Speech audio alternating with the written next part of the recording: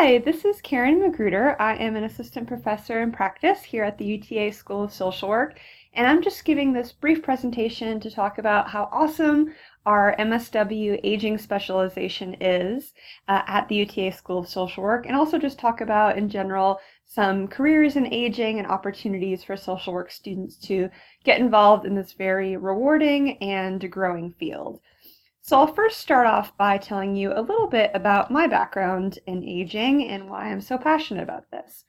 So I was once myself an MSW student at UTA and really kind of focused on some aging things while I was at UTA and found that that really prepared me very well for a career in aging. I worked as a hospice volunteer for several years, and so I would work with individuals who had a terminal illness, providing companionship, assistance around the house, respite care for the primary caregivers, and basically just being there as a support and adding a little bit of interaction and joy to the individuals who are on hospice care. And that was very rewarding for me. It's an extremely growing field in healthcare and gerontology as well. Then as a student, I was also a graduate research assistant. I worked on a project called Aging Well in Arlington, and this was looking at different factors here in the DFW area, and specifically in Arlington, that either promote or inhibit aging well, and what is an age-friendly community and what does that look like. So got to see more of the community side of things and researching what that means to have an age-friendly city, and then we provided some recommendations to city leadership and looked at some of the gaps that social workers and people from other disciplines like transportation sector might be able to fill to pave the way for having a more age-friendly city moving forward. I had a field placement at the Federal Bureau of Prisons, and one of the things I did there was work in their Federal Prison Medical Center. So as you can imagine, inmates that spend a lot of time, behind bars often get sick or get old. And so I worked with folks who were either releasing to the community but needed continued services like dialysis or chemotherapy, but also with their compassionate release program. And essentially that is for individuals who had a very serious, possibly terminal illness, who had served the majority of their sentence, did not pose a risk to the community, but could perhaps, be given a compassionate release, which would also save money for the prison system and ultimately taxpayers. So that was really interesting.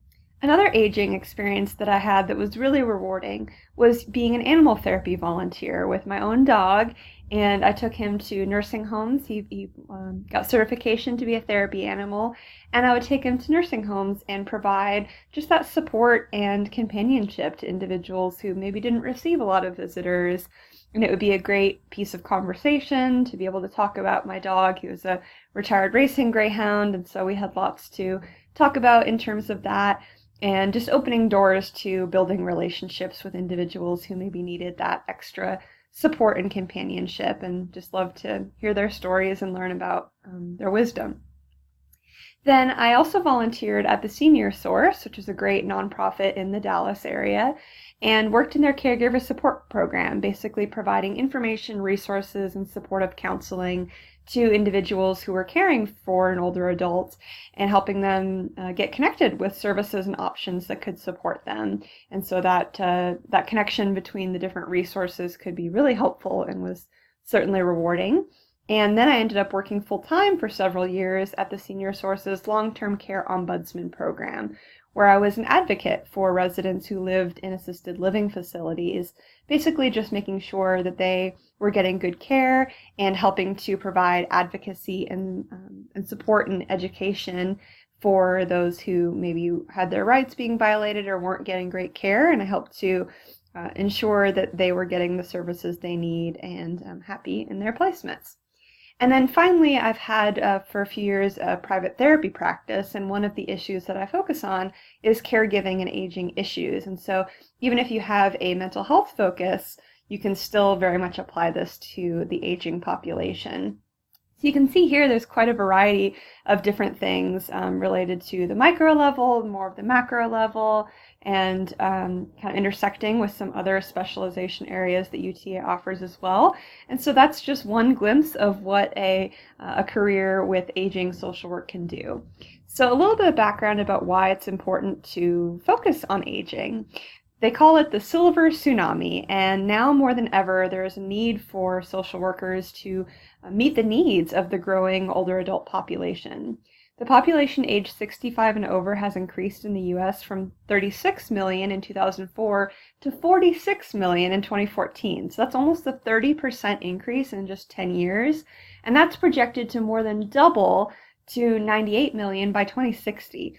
So you can see this is a booming demographic with about 10,000 baby boomers in the US turning 65 every day between now and 2030. So if you think about that, 10,000 Americans reaching that age of 65, and they might need some support and services. And so stats show that up to 70,000 geriatric social workers are going to be needed to address the needs of these aging Americans. So it's a very fast-growing field, and there's a lot of demand for social workers with gerontological experience. But aging looks different than just your stereotypical person in a wheelchair. And I'll talk in a moment a bit about some careers, and certainly working in nursing homes and things like that are options. But people are also aging well and living well. They're living longer, and so they might be living with chronic illness. So there might be a lot of intersection with the healthcare field. There's a lot of diversity. So older adults are not all the same. They're not homogenous. And you can also really work with families as well. So it's not just working with the older adult, but you're also working with their support network often as well, like their adult children, for example. And so we really work across the lifespan as a geriatric social worker. What are some benefits of the aging specialization here at UTA? Well, right now we are offering online classes for our aging students, and this could change a bit as our enrollment numbers increase. But right now, having that online component offers a lot of flexibility for students who have families or jobs or other things, and it just really allows easier access to coursework and information. But I've taught in the aging specialty, and I know that the instructors are really committed to making that as interactive as possible. So we offer video lectures, kind of like what I'm doing right now. It's also in a cohort model, and that really helps students to network and connect with their peers and develop a sense of belonging and connectedness, even in an online setting. We also have some very knowledgeable and committed faculty in the aging specialization. We have colleagues who have co-authored textbooks on aging, who are editors for journals related to aging, who have had extensive experience working in this field, and who are really on the forefront of both research and practice in this field that you can learn from.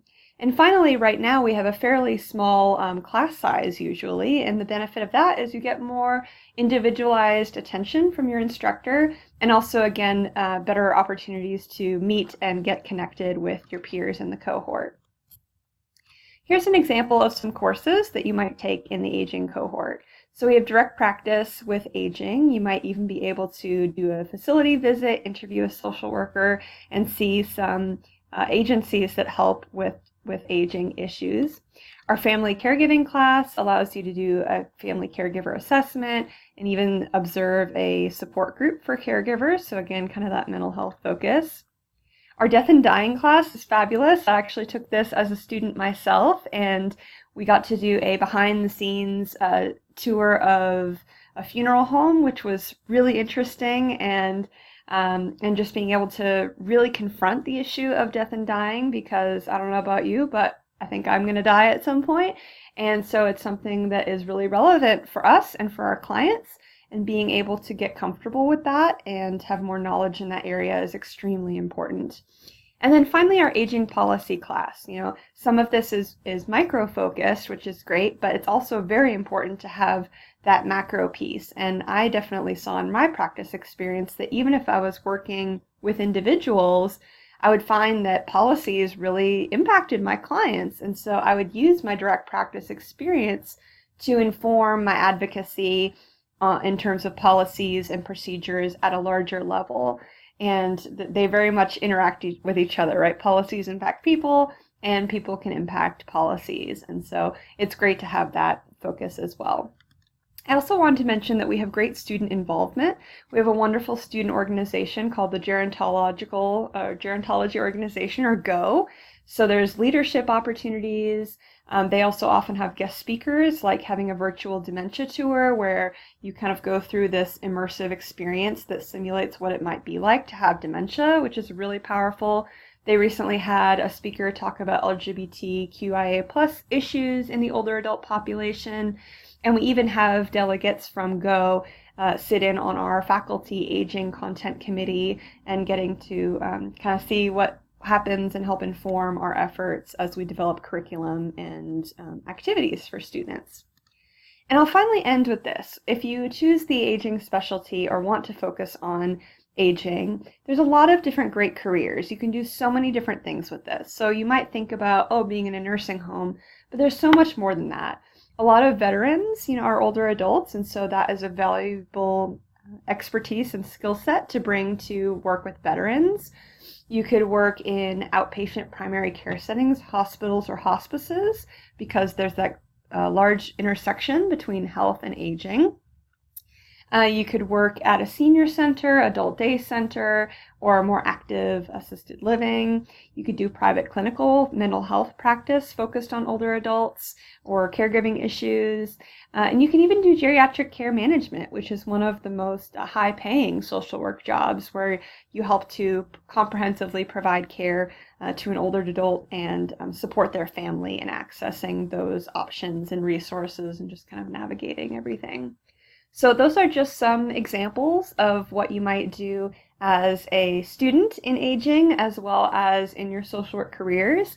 I think working with aging is very rewarding, very interesting, and also this is a great time in history because there's a growing demand for it and there is really a need for that. So I would encourage you to think about the aging specialization and appreciate your time and consideration. Have a great day.